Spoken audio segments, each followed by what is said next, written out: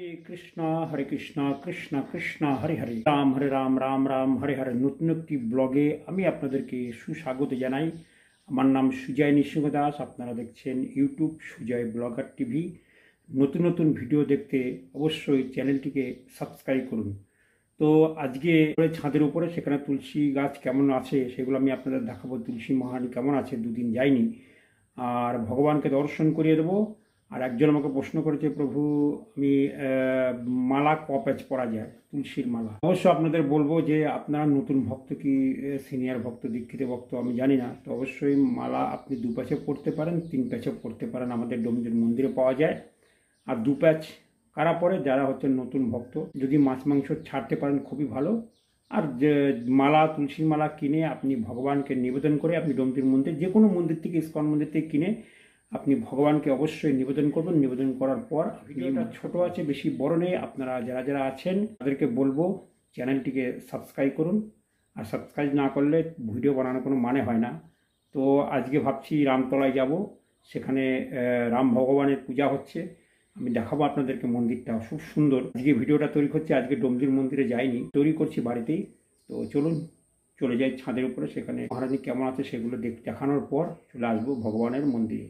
হরে কৃষ্ণ হরে কৃষ্ণ। তো ছাদে যে আমি আপনাদের দেখাবো যে তুলসী গাছগুলো কীরকম অবস্থায় আছে। আর এখন জল নেই, কিন্তু মোটামুটি আছে, প্রচুর গন্ধ জলে। তো দেখছেন আশেপাশে বাড়িগুলো আমি আপনাদের দেখাই এগুলো।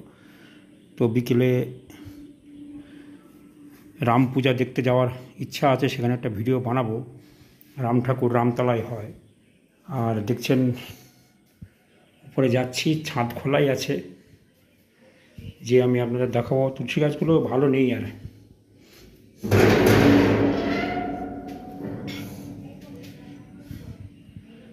এই দেখুন, দুটো তুলসী গাছ ভালো আছে, এই একটা ভালো আছে আর ওখানে একটা ভালো আছে।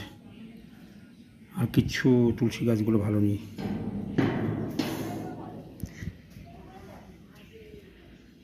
আর ওখানে যে তুলসী গাছগুলো হয়েছে সেগুলো দেখে আসি।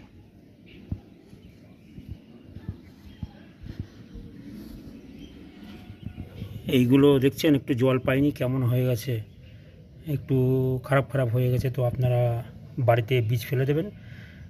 তো এখানে বীজ ফেলা আছে, নিচে বালি আছে, বালির উপরে তুলসী মহারানী হয়েছে। এটা সুন্দরভাবে আমি এখানে থাক, পরে এক সময় লাগাবো ভাবছি। তো এখানে একটা গাছ দেখতে পাচ্ছেন, এখানে জল টল একটু অল্প আছে, যেখানে দেখাই আমি আপনাদেরকে মাঝে মাঝে। পাশে একটা ভাঙা ঘর আছে, ওইখানে একটুখানি জল আছে। দেখুন পুরো জঙ্গল, জামা কাপড় কিছু নিয়ে দেওয়া হয়েছে।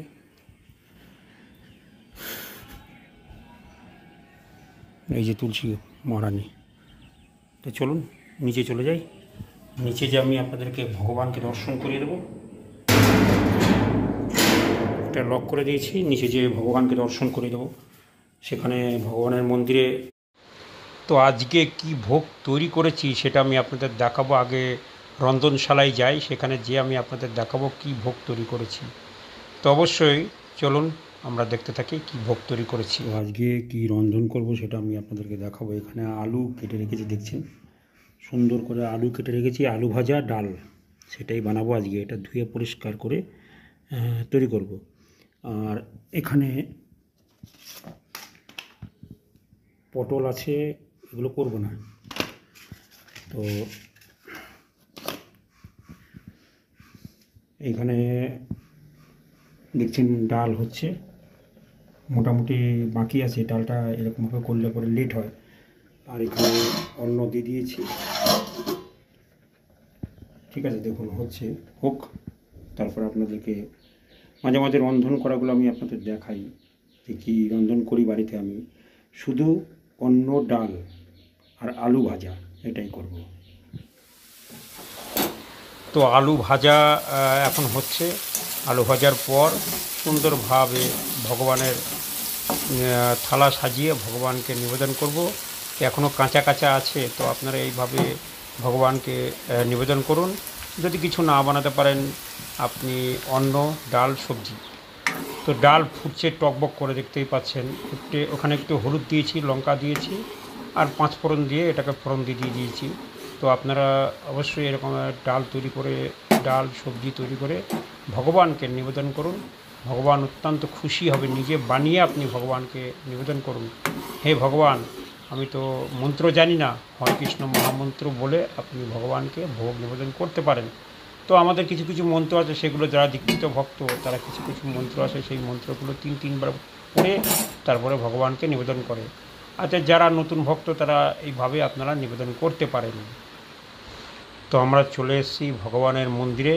তো দেখছেন রাধা মাধব অষ্টসখীবৃন্দ দর্শন করছেন। আর এখানে পঞ্চতত্ত্ব, মহাপ্রভু পঞ্চতত্ত্বরূপে ধরাধামে এসেছিলেন। আর পাশে আছে জগন্নাথ, সুভদ্রা, বলরাম। জগন্নাথ, সুভদ্রা, বলরামকে আপনারা দর্শন করছেন। আর নৃসিংহ ভগবান, নমস্তে নরসিংহায়, বিঘ্ন বিনাশকারী নৃসিংহ ভগবান। আর এখানে গোপাল আছে, গোপালকে আপনারা দর্শন করছেন। গোপালের সেবা করি। তো আপনারা দেখতে পাচ্ছেন, যারা বাড়িতে গোপাল সেবা করতে চান অবশ্যই নিয়মকানুন মেনে করবেন। তো প্রত্যেকটা লোকের বাড়িতেই গোপাল থাকে। তো আর এখানে তুলসী মহারানীকে দর্শন করছেন। তুলসী মহারানী কি জয়। তা তুলসী মহারানী আপনাদের সামনে আছে। আর এখানে পরম বৈষ্ণব স্বয়ং মহাদেব। আর ছোট মহাদেব দেখতে পাচ্ছেন, গুরু পরম্পরা ষোড়শ গোস্বামী থেকে জয় পতাকা স্বামী গুরু মহারাজ পর্যন্ত গুরু পরম্পরা। তো আপনারা দেখছেন।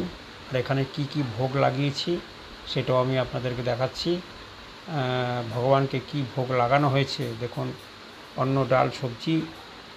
আর পুরো মন্দিরটা এইভাবে স্ট্রাকচার তৈরি করে সাজাতে হবে বাড়িতে, তবেই আপনি ভগবানকে ভোগ লাগাতে পারবেন। তো আমার এই চ্যানেলে অনেক রকমের ভিডিও আছে, আপনারা দেখতে পারেন। এখানে অভয় চরণারবিন্দ ভক্তি বেদান্ত স্বামী শিল প্রভুপাদ, শ্রী শ্রী মহৎ জয় পতাকা স্বামী গুরু মহারাজ। তো মন্দিরটা দেখলেন। আর এখানে দ্বারিকার ভগবান। তো ভিডিওটা ভালো লাগলে অবশ্যই আপনারা লাইক শেয়ার করবেন। ভিডিওটা এখানেই শেষ করছি।